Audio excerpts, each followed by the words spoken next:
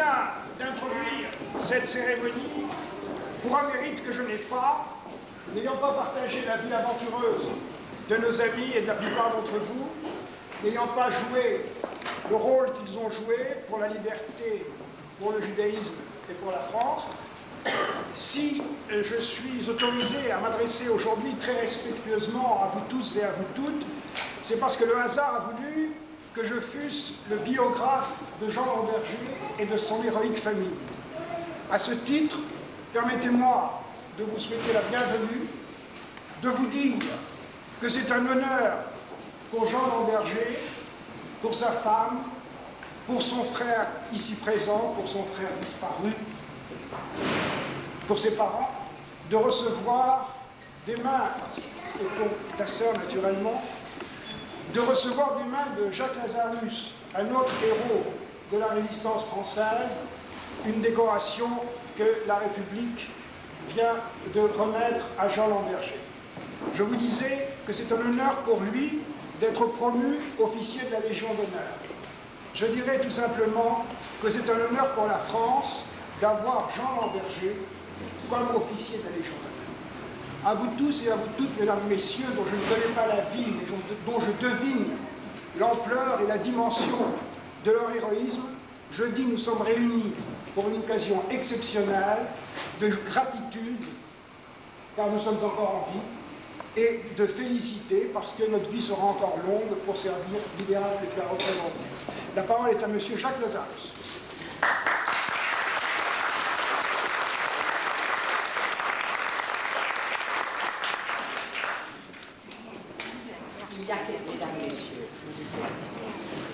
Il y a quelques mois, alors que venait de paraître au journal officiel votre promotion au grade d'officier de la Légion d'honneur, vous m'avez demandé, cher Jean Lamberger, de vous en remettre les insignes le moment venu. Cette attention m'avait profondément touché. Ce jour est arrivé et j'ai grand plaisir à me trouver ici aujourd'hui, grand plaisir d'avoir été choisi par vous qui fûtes un résistant exemplaire, qui avait subi et surmonté les plus effroyables tortures, et c'est sous le signe de la fraternité et de la résistance que je désire placer cette cérémonie. Né en Pologne il y a 63 ans, vous êtes arrivé à Paris, où votre sœur et votre frère aîné vous avaient précédé de peu, avec votre famille et à l'injustice sociale qui existait dans ce pays, qu'il a dû quitter précisément en raison de son action au sein du parti. Les débuts en France, dans cette France du Front populaire qui suscitait tant d'espoir pour la classe ouvrière, ont été difficiles, très difficiles. Très tôt, vous vous êtes mis au travail pour aider votre famille. Celle-ci, quelque temps après votre arrivée, s'était installée rue des Immeubles Industriels où vécurent ces jeunes juifs d'origine étrangère qui allaient s'illustrer plus tard sous l'occupation dans la lutte contre les nazis et dont les visages s'étalèrent en février 1944 sur tous les murs de France sur la célèbre affiche rouge. Je pense notamment à Marcel Reimann, qui fut votre ami et qui allait devenir votre camarade dans la lutte clandestine. La défaite, l'occupation, vous les avez dès le début vécues à Paris avec les vôtres. Très vite, et avec vos seuls moyens, quelques camarades et vous avez confectionné et distribué des tracts contre l'occupant, apposé des affiches, saboté des poteaux indicateurs allemands. Vous n'aviez que 16 ans. À la suite des rafles de mai 1941 à Paris, effectuées sur convocation par la police française, vos deux frères, Nathan et Serge, et votre beau-frère Marcel Sturlik sont internés à Beaune-la-Rolande. Vous-même êtes arrêté en pleine rue le 20 août 1941 lors des rafles dans les 11e et 12e arrondissements et interné à Drancy dans des conditions particulièrement pénibles. Vous serez libéré quelques 3 mois plus tard. Conscient que la lutte des Juifs contre le nazisme est désormais une lutte à mort, vous vous engagez peu après au 2e détachement juif FTP de la MOI, la main-d'œuvre immigrée. Vous avez 17 ans. Et commence alors la lutte armée de chaque jour contre l'occupant. Bientôt, vous êtes responsable militaire d'un groupe qui, par ses coups de main, va causer à l'ennemi de nombreuses pertes. L'occupant et Vichy intensifient leur action anti-juive. L'été 1942 est marqué par les abominables rafles des 16 et 17 juillet. Recherché, filé depuis des semaines comme dangereux terroriste, vous êtes, après de multiples péripéties, arrêté le 22 avril 1943, près du métro Porte de Vincennes, par des policiers des renseignements généraux conduit à la préfecture de police, torturé sans trêve, livré par ses policiers à la Gestapo de la rue des Saussets, à nouveau torturé, cette fois par les nazis, emprisonné à Fresnes, puis déporté le 10 juillet 1943 au sinistre camp de Struthof en Alsace, le seul camp d'extermination en France. Vous êtes marqué NN, Nacht und Nebel, nuit et brouillard. Les initiés savent ce que représentent ces initiales effroyables. Les tortures ne viennent pas à bout de votre résolution. Dans ce lieu où, comme à Auschwitz, votre destination finale, vous allez connaître pire que l'enfer, l'horreur absolue. À 2 reprises, on vous conduit au seuil de la chambre à gaz. Votre qualité de déporté politique vous permet chaque fois d'y échapper. Avant de vous exterminer, les nazis entendent vous juger. Emmené en convoi de la mort à la veille de la libération d'Auschwitz, convoi au cours duquel beaucoup de vos camarades d'infortune périrent, vous êtes enfin libéré, décharné par l'armée américaine le 23 avril 1945 à Flossenbürg. Ainsi s'est déroulée en Europe, au milieu du XXe siècle, l'adolescence d'un jeune juif communiste, Hitler régnant. Et je voudrais évoquer la mémoire de votre frère aîné, Nathan, combattant exemplaire de la résistance en tant que FTP, déporté de Drancy, évadé du convoi, aussitôt repris, fusillé sur place. Saluez votre sœur Stépa Kurnik, elle-même combattant intrépide en tant qu'agent de liaison FTP, votre beau-frère Marcel Sturnik, ancien résistant, votre frère Serge, ancien déporté. Et la vie allait continuer. Elle allait continuer aussi pour les anciens résistants, pour les rares déportés survivants, tous marqués à jamais par ce qu'ils ont vécu. En 1954, après la révélation des crimes staliniens, vous décidez de quitter le parti. S'agissant du communisme, votre opinion est désormais faite. Et on me permettra de rappeler ici que parmi les 75 000 fusillés dont s'enorgueillissait, avec quelque exagération, le parti à la libération, parmi ces milliers de combattants communistes, les jeunes juifs ont été à l'avant-garde. Des jeunes juifs d'origine étrangère, animés comme vous d'un amour profond pour la France, le pays qui les avait accueillis, eux et leurs familles, ce pays qui, en dépit des soubresauts tragiques de l'histoire et de ses dirigeants des années de Vichy qui en ont perverti l'image, restait dans leur esprit le pays des droits de l'homme. Vous avez fait partie de ce petit groupe de filles et de garçons, juifs pour nombre d'entre eux.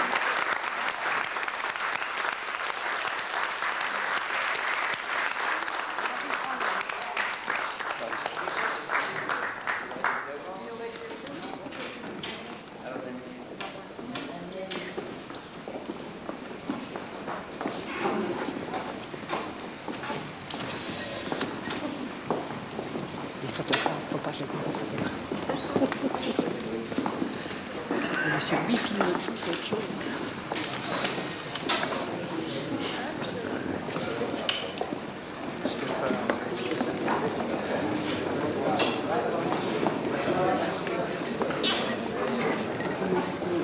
Le plus beau, je crois. La parole est à monsieur Lamberger.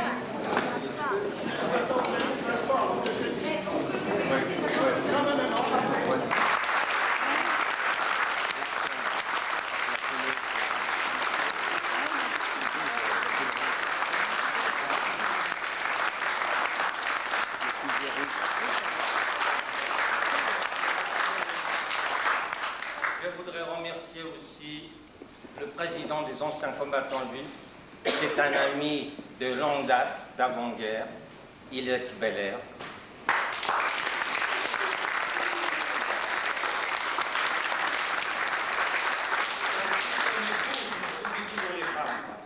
Incroyable. Son épouse, donc à 12 ans, j'étais amoureux d'elle, et je suis toujours resté. Je voudrais saluer encore notre camarade Aram Reski, président de l'AMILAR, qui est notre organisation des anciens résistants juifs.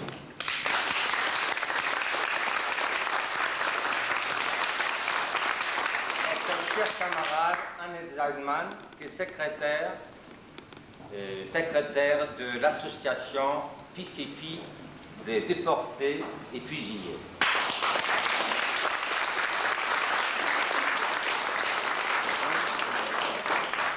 Chers amis, chers camarades et ma très chère famille, Je vous remercie de tout cœur d'être venu à ma réception pour ma nomination au grade d'officier de la Légion d'honneur.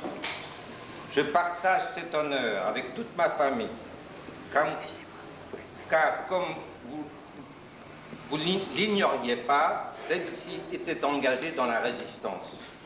Mon père, mes deux frères, ma sœur, son mari Marcel Ménacher, étaient tous des résistants de la première heure. Mon père, vieux communiste, nous a inculqué des idées d'être des combattants pour la justice sociale, contre le fascisme et surtout contre l'antisémitisme. Ces convictions lui ont valu de nombreuses années de prison. Je me répète, mais il faut que je le dise, je le préparais d'avance. Et de nombreuses années de prison, des camps de concentration dans la Pologne semi-fasciste d'avant-guerre. Je pense à mon frère aîné Nathan Norbert, un des créateurs des FTP MOI juifs, qui m'a donné l'exemple de me battre contre les fascistes et les nazis. Il a sauté du train, il l'emmenait en déportation, rattrapé et fusillé près de Verdun.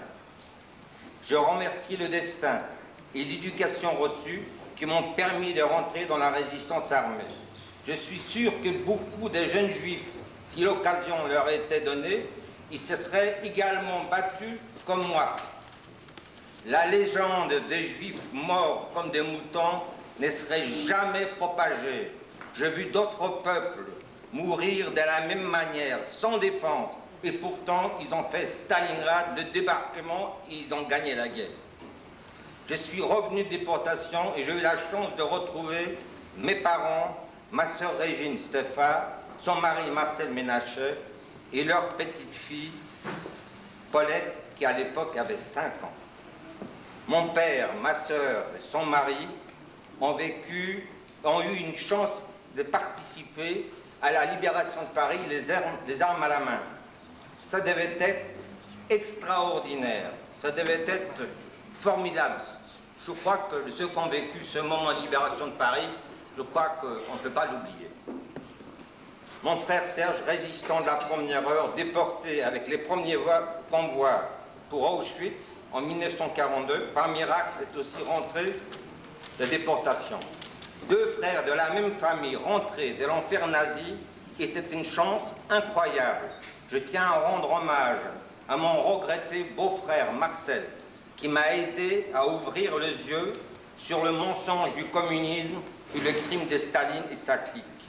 Lorsque l'État d'Israël a été proclamé, j'ai compris que tous les Juifs du monde seront défendus et que tous les Juifs du monde défendront Israël. Car l'Holocauste ne serait jamais produit s'il y avait des voix au monde qui auraient crié, gueulé la vérité. Puissions-nous transmettre à nos enfants, petits-enfants, la flamme qui nous a guidés dans la résistance, pour défendre la liberté, la démocratie, contre le racisme et le fascisme, contre l'antisémitisme. Mes pensées vont aujourd'hui à tous les camarades fusillés, morts en déportation. Rappelez-vous nos frères de la fiche rouge. Merci, merci. Maintenant, pour détendre, je voudrais simplement rajouter cette médaille, je vais l'offrir à ma femme, qui a eu le courage de me supporter pendant 36 ans et demi.